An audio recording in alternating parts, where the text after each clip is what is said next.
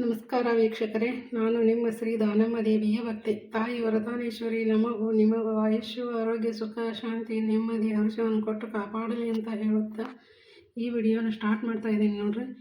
ಇವತ್ತು ನಾನು ಅಲಸಂದಿ ಕಾಳಿಂದ ಹಿಂಡಿ ಪಲ್ಯ ಮಾಡ್ತಾಯಿದ್ದೆ ನೋಡ್ರಿ. ಅಲಸಂದಿ ಕಾಳು ಪಲ್ಯನೂ ಅನ್ಬೋದು ರೀ, ನಮ್ಮ ಕಡೆ ಅಲಸಂದಿ ಹಿಂಡಿ ಪಲ್ಯ ಅಂತಾರೆ.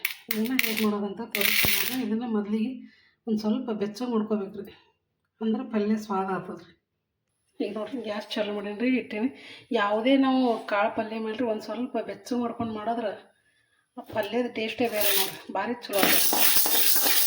ಒಂದು ಸ್ವಲ್ಪ ಭಾಳ ಹುರಿಯೋದಿಲ್ಲ ರೀ, ಅವು ಒಂದು ಸ್ವಲ್ಪ ಚರಕ್ ಅನ್ಬೇಕು ರೀ, ಆಮೇಲೆ ಆಫ್ ಮಾಡ್ಬಿಡೋದ್ರಿ ಗ್ಯಾಸ್.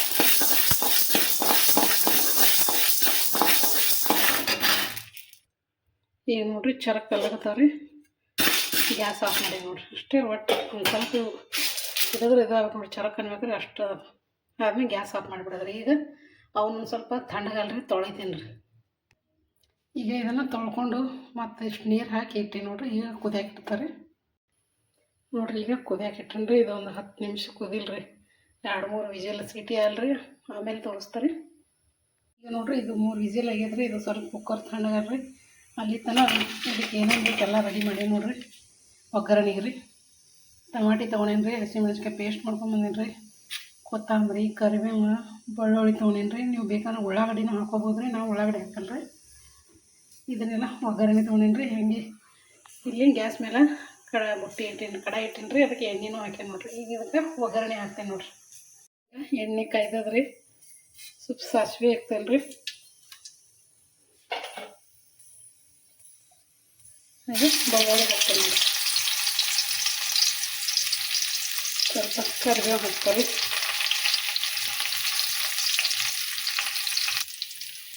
ಸ್ವಲ್ಪ ತಿರುಗಾಡ್ತೇನೆ ಸ್ವಲ್ಪ. ಈಗ ಇದಕ್ಕೆ ಹಸಿಮೆಣ್ಸಿಕಾಯಿ ಪೇಸ್ಟ್ ಹಾಕ್ತೇನೆ ನೋಡ್ರಿ.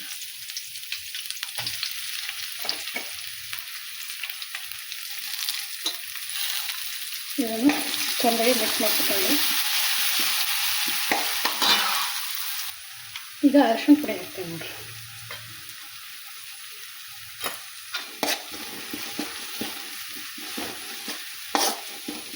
ಇದಕ್ಕೆ ಕೆಂಪು ಖಾರ ಹಾಕಿದ್ರೂ ಬರ್ತದೆ ರೀ, ಹಸಿಮೆಣ್ಸಿಕಾಯಿ ಹಾಕಿದ್ರೂ ಬರ್ತದೆ ನೋಡಿ, ಎರಡು ಸೂಪರ್ ಟೇಸ್ಟ್ ಆಗ್ತವೆ. ಇನ್ಮ್ಯಾಗ ಈಗ ಟಮಾಟೆ ಹಾಕ್ತೀನಿ ನೋಡ್ರಿ. ಮೊದಲೇ ಟಮಾಟೆ ಹಾಕೋದು ಜಸ್ಟ್ ಕಲರ್ ಇದಾಗಲ್ಲ ಸೇರಿ ಆಮೇಲೆ ಹಾಕ್ತೀನಿ ರೀ. ಈಗ ಹಾಕ್ತೀನಿ ನೋಡಿ, ಟಮಾಟೆ ಹಾಕಿ ಚೆಂದಾಗಿ ಮಿಕ್ಸ್ ಮಾಡ್ಕೊತೀನಿ.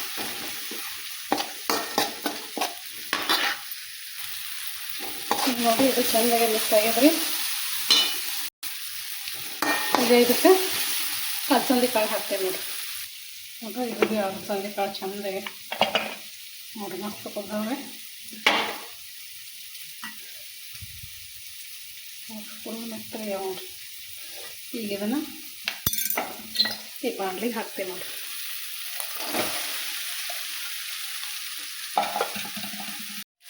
ಇದನ್ನು ಚೆಂದಾಗಿ ಮಿಕ್ಸ್ ಮಾಡ್ಕೊತೇವೆ ನೋಡಿರಿ.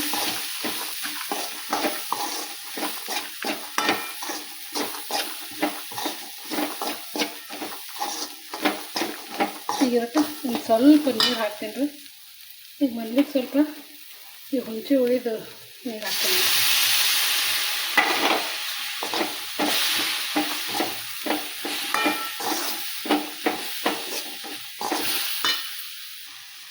ಈಗ ಇನ್ನೊಂದು ಸ್ವಲ್ಪ ನೀರು ಹಾಕೋತಾರೆ.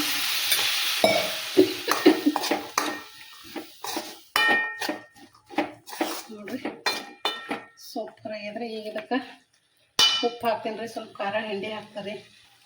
ನಾನಿಲ್ಲಿ ಉಪ್ಪು ಸ್ವಲ್ಪ ಹಾಕಾಗತ್ತೀನಿ ರೀ, ಯಾಕಂದ್ರೆ ಹಸಿಮೆಣ್ಸಿಕಾಯಿ ಪೇಸ್ಟ್ ಮಾಡಕ್ಕೆ ಹಾಕೀನಿ ರೀ, ಹಿಂಗಾಗಿ ಸ್ವಲ್ಪ ಹಾಕೀನಿ ರೀ. ಈಗ ಇದಕ್ಕೆ ಖಾರಾಳ ಪುಡಿ ನೋಡಿರಿ, ಗೋರಾಳ ಪುಡಿನ ಅಂತಾರೆ ರೀ, ನಮ್ಮ ಕಡೆ ಖಾರಾಳ ಪುಡಿ ಅಂತಾರೆ. ಅದಕ್ಕೆ ಇದನ್ನು ಹಾಕಿ ಚೆನ್ನಾಗಿ ಮಿಕ್ಸ್ ಮಾಡ್ಕೊತೀವಿ.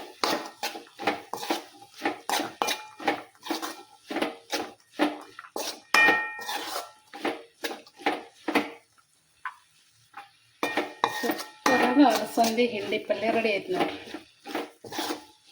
ಈಗ ಫೈನಲಾಗಿ ಕೊತ್ತಂಬರಿ ಹಾಕ್ತೀನಿ ನೋಡಿರಿ. ಕೊತ್ತಂಬರಿ ಹಾಕ್ತೀನಿ ನೋಡಿರಿ. ಈಗ ಚೆನ್ನಾಗಿ ಮಿಕ್ಸ್ ಮಾಡ್ಕೊತೀರಿ.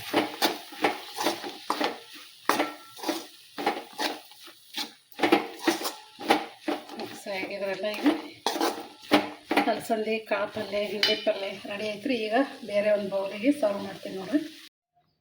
ಈಗ ನೋಡಿರಿ ಈ ಬೌಲಿಗೆ ಹಾಕ್ತೀನಿ ನೋಡಿರಿ.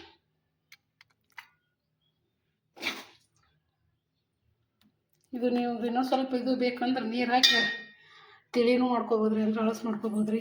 ಆದರೆ ಹಿಂಡಿ ಪಲ್ಯ ಅಂದ್ರೆ ಈ ಥರ ಉದುರೇ ಇರ್ಬೇಕ್ರಿ. ಇದು ನೋಡಿರಿ ಅಲಸಂದಿ ಹಿಂಡಿ ಪಲ್ಯ ರೆಡಿ ಐತೆ ನೋಡಿರಿ. ಇದು ಆರೋಗ್ಯಕ್ಕೂ ಭಾಳ ಚಲೋ ರೀ. ಈ ಥರ ಕಾಳು ಪಲ್ಯ ನಮ್ಮ ವಾರನ ಒಂದು 2-3 ಸರಿ ಮಾಡ್ಬೇಕು ನೋಡಿರಿ.